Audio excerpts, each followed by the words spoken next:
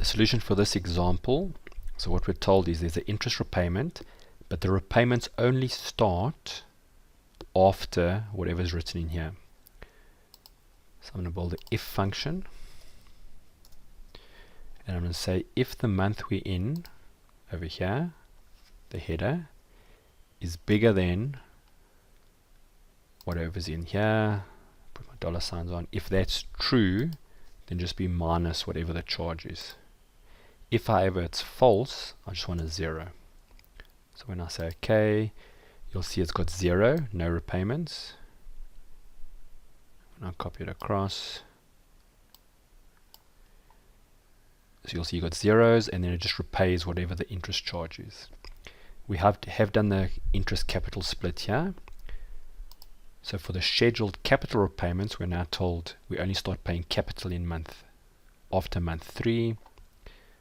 So I'm going to do the same thing. I'm going to have an if function. I'm going to say, look, is this cell over here bigger than whatever's written here, dollar signs. If it's true, take whatever you see down there. If it's false, put a 0. When I say OK, now copy it across.